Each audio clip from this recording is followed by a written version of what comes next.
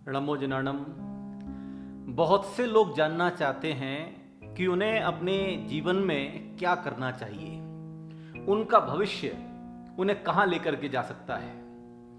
अपने भविष्य को लेकर के बहुत सारी जिज्ञासाएं हमारे मन में भी नित्य प्रति जागती रहती हैं। बहुत सारे लोग हमारे पास भी आते हैं, पूछते हैं कि हमें क्या काम करना ठीक रहेगा, हमें नौकरी करना ठीक रहेगा या हमें बिजनेस करना ठीक रहेगा, बिजनेस करें तो कौन सा बिजनेस करें। इन सारे के सारे प्रश्नों के समाधान के संदर्भ में ही हमने एक श्रृंखला बनाई है आर्थिक ज्योतिष के विषय को लेकर के कि कौन सा व्यापार आपके लिए फलीभूत होगा और कौन सा व्यापार आपके लिए फलीभूत नहीं होगा। आर्थिक ज्योतिष शास्त्र का ये एक हिस्सा है, एक भाग है जिसमें खास करके व्यापारिक उन्नति या कि नौकरी पेशा लोगों के लिए कैसे उन्नति हासिल हो सकती है, कैसे आर्थिक संकट दूर हो सकते हैं, इसके बारे में विवेचना की गई है। और इसी विवेचना को हम अलग अलग वीडियो के माध्यम से आप तक पहुंचा रहे हैं। हमारी कोशिश है कि आप अपने जीवन में उन्नति हासिल करें, आप अपने जीवन में सुख शांति समृद्धि हासिल करें और उसमें ज्योतिष शास्त्र का मंत्र विज्ञान का जो अवदान, जो सहयोग हम प्राप्त कर सकते हैं वो हम सबको मिले। ये वो गूढ़ ज्ञान है जो अभी तक शास्त्रों में छिपा हुआ था। इसे मैं रहस्यमय ज्ञान कहता हूं, जो हमें हमारे तीर्थंकर भगवंतों ने अपनी वाणी के माध्यम से हमें बताया, लेकिन हम तक ये ज्ञान पहुंच नहीं पाया। आज हम इस ज्ञान को समझ पा रहे हैं, जान पा रहे हैं अपने पूर्वाचार्यों के द्वारा। तो आइए इसी श्रृंखला में हम थोड़ा सा और आगे बढ़ते हैं कि हमें कौन सा व्यापार करना है और कौन सा व्यापार नहीं करना है। ये जानने के लिए आपकी जन्म कुंडली का 10वां भाव, जिसे कर्मेश या कार्येश कहते हैं, जिसे व्यापार का मूल भाव कहा जाता है, तो 10वें भाव में कौन सा ग्रह बैठा हुआ है उसकी स्थिति के अनुसार। दूसरा, जो मन का कारक ग्रह चंद्रमा, कि आपकी मनोशक्ति कितनी स्ट्रांग है, आपके मन में किस तरह के व्यापार को करने की भावना जागृत हो सकती है। तो इन ग्रहों के आधार पर, जन्म कुंडली के 10वें भाव के आधार पर हम ये अनुचिंतन करते हैं कि कौन सा व्यापार हमारे लिए लाभप्रद रहेगा। तो कई बार ये प्रश्न भी सामान्य रूप से उठता ही है कि व्यापार करना ठीक रहेगा या नौकरी करना ठीक रहेगा, जॉब करना ठीक रहेगा। तो ये भी आपके जन्म कुंडली के 10वें भाव, एकादश भाव, पंचम भाव, इनके आधार पर हम अनुचिंतन करते हैं। साथ ही साथ जो लोग व्यापार करते चले आ रहे हैं और व्यापार अभी तक तो ठीक चल रहा था, लेकिन एकदम से व्यापार में रुकावट आ गई, व्यापार में गिरावट आ गई, लाभ कम होने लगा, तो वो पूछते हैं कि ऐसा क्यों हुआ है। तो हम कई बार उनके जीवन को पढ़ते हैं और उनके जीवन में देखते हैं कि जब तक व्यापार ठीक चल रहा था तब तक उनके पिताजी थे और पिताजी का देहावसान हुआ तो व्यापार का भी देहावसान हो गया। फिर हमने और गहराई से अध्ययन किया तो पिताजी की कुंडली में जो व्यापार चल रहा था, उस व्यापार का जो इष्ट ग्रह है वो बहुत स्ट्रांग अवस्था में बैठा हुआ था, और जैसे ही पिताजी का स्वामित्व खत्म हुआ तो व्यापार का जो इष्ट ग्रह था उसका भी स्वामित्व खत्म हो गया। हम क्या कहना चाह रहे हैं, इसके पीछे केवल एक ही अर्थ ये है कि जैसे हमारी कुंडली में जन्म राशि अलग होती है, लग्न अलग होती है, ऐसे ही प्रत्येक व्यापार का भी एक इष्ट ग्रह होता है। हर एक राशि का स्वामी ग्रह अलग अलग है, ऐसे ही प्रत्येक व्यापार का भी स्वामी ग्रह या इष्ट ग्रह अलग अलग है।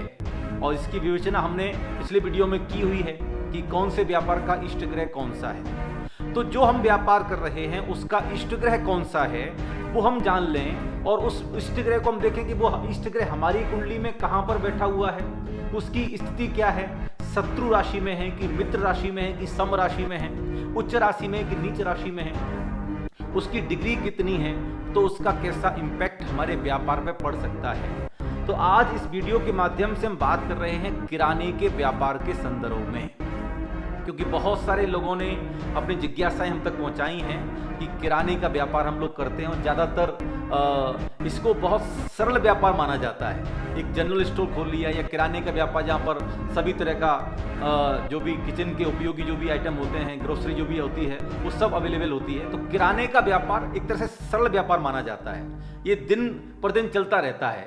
क्योंकि लोग आजीविका को संचालित करने के लिए इस व्यापार को खोल लेते हैं, लेकिन कई बार ये सरल व्यापार भी बड़ी कठिनाइयां जीवन में दे जाता है। अच्छी जगह आपने दुकान खोली है, बाजार में दुकान है, फिर भी दुकान नहीं चल रही है, तो भैया देखो, व्यापार को चलाने के कुछ नियम हैं, कुछ सिद्धांत हैं, कुछ कानून हैं। व्यापारिक स्थान आपका साफ सुथरा होना चाहिए। कभी भी व्यापारिक स्थान पर जहां आपकी दुकान है तो दुकान के सामने गंदगी नहीं होनी चाहिए, दुकान में भी गंदगी नहीं होनी चाहिए, ये ध्यान रखना।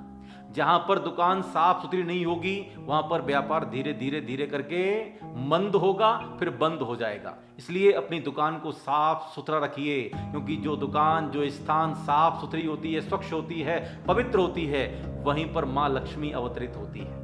तो जैन परंपरा के अनुसार मैं यदि बात करूं तो इसलिए अपने दुकान पर सुबह शाम जो भी नेगेटिव एनर्जी है, जो भी लोगों की हाय है, बुरी नजर है, उसका जो नकारात्मक प्रभाव है, उसको दूर करने के लिए आपको सुबह शाम अपने घर में, अपने दुकान में कपूर प्रज्वलित करना चाहिए। हालांकि मैंने तो बताया है कि सुबह शाम धूनी कीजिए, गाय के गोबर के उपले को जला करके उसके ऊपर लोबान, गुग्गल, जावित्री, पत्र, छड़छबीला, अगर तगर, मलयाग्री, चंदन, इन सबको डाल करके, लवंग, कपूर डाल करके उसकी धूनी करनी चाहिए।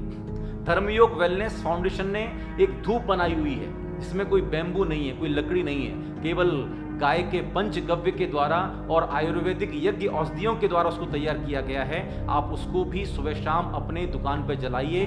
वह धूनी आपकी दुकान की नकारात्मक ऊर्जा को समाप्त करने में बहुत बड़ा काम करती है। साथ ही साथ अपने दुकान पर अपने इष्ट देव की फोटो भी आप लगा सकते हैं। तो प्रत्येक जातक का इष्ट देव भी अलग अलग होता है, ये भी बता दूं आपको, क्योंकि 12 राशियां हैं और 12 राशियों के इष्ट देव अलग अलग हैं। मैंने जैन परंपरा के अनुसार आपकी राशि के इष्ट देव कौन हैं, इसकी पूरी एक श्रृंखला बनाई हुई है। तो आप अपनी राशि के इष्ट देव को जान सकते हैं उन वीडियो को देख करके। आपकी जो भी जन्म राशि है, तो दुकान का मुखिया जो है उसकी जो इष्ट राशि का इष्ट देव हैं, तो उस इष्ट देव का चित्र आपको अपनी दुकान में अवश्य लगाना चाहिए। उनका मुख पूर्व दिशा में हो या उत्तर दिशा में हो, ऐसा हमें करना चाहिए। कभी भी दुकान की गद्दी पर बैठ करके, जो भी आपका काउंटर है, जो भी गद्दी यहाँ बैठते हैं, उस पर बैठ करके ना तो सोना चाहिए और ना ही उस पर बैठ के कुछ भी खाना पीना चाहिए। जो व्यक्ति दिन भर खाना पीना करते रहते हैं गद्दी बैठे बैठे, ये अच्छी बात नहीं है। ऐसा करके आप धन का अपमान करते हैं और धीरे धीरे अपने व्यापार को गर्त की ओर ले जाते हैं। तो ये सामान्य नियम हो गए। अब सामान्य नियमों के बाद में हम विशेष नियम की बात करेंगे। किराने के व्यापार का इष्ट ग्रह कौन सा है? तो किराने का व्यापार का इष्ट ग्रह है गुरु यानी कि बृहस्पति, और दूसरा ग्रह शुक्र, क्योंकि अनाज से संबंध रखते हैं गुरु बृहस्पति। और जो भी हमारे दुकान पे जो भी मसाले बिकते हैं, जो भी अन्य जो सामग्रियां बिकती हैं, उनका संबंध है शुक्र के साथ में। तो गुरु और शुक्र ये दोनों हमारी कुंडली में किस स्थिति में बैठी हैं, इनकी स्थिति क्या है, इनका प्रभाव और इनकी पावर कितनी है, ये हम अपनी कुंडली में देख सकते हैं। तो किराने का व्यापार करने वाले अपने 10वें भाव को देखें जो कि व्यापार का भाव है, 11 भाव को देखें जो कि आय का भाव है, लाभ का भाव है। साथ ही साथ गुरु और शुक्र इन दोनों ग्रहों की स्थिति को देखें कि वो कहाँ बैठे हैं। जो व्यक्ति अपने राशि के इष्ट देव की आराधना, अपने राशि के इष्ट मंत्र की साधना करता है, साथ ही साथ अपने व्यापार के इष्ट ग्रह को समझ करके फिर व्यापार को आगे बढ़ाता है, तो उसको व्यापारिक उन्नति हासिल होती है। अब आपकी जन्म कुंडली का इष्ट देव, इष्ट ग्रह अलग है और आपके व्यापार का इष्ट ग्रह अलग है, तो उस केस में आपस में विरोधाभास पैदा हो सकता है। इसलिए अपनी जन्म राशि, अपनी जन्म कुंडली के आधार पर ही हमें अपना प्रोफेशन चुनना चाहिए। कई बार लोग कहते हैं हमारे पिताजी जब तक थे तब तो खूब चला व्यापार, तो पिताजी के साथ चलेगी सारी संपत्ति, क्योंकि व्यापार का जो इष्ट ग्रह था वो पिताजी की कुंडली में बहुत स्ट्रांग था, वो ग्रह आपकी कुंडली में बहुत कमजोर है, तो कैसे चलेगा व्यापार?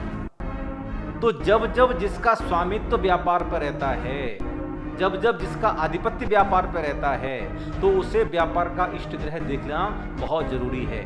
तो आप भी, जो भी लोग इस वीडियो को देख रहे हैं, तो व्यापार के सामान्य नियम तो यही हैं, लेकिन इसके साथ साथ जो व्यापार आप कर रहे हैं उसका इष्ट ग्रह कौन सा है और उसका स्थान हमारी जन्म कुंडली में कैसा है, ये समझना बहुत जरूरी है।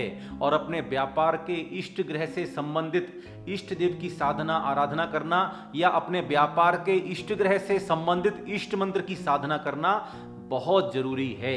तो किराने के व्यापार के जो इष्ट ग्रह गुरु ग्रह, बृहस्पति और शुक्र ग्रह, इन दोनों के बीज मंत्र की आपको जाप करनी चाहिए।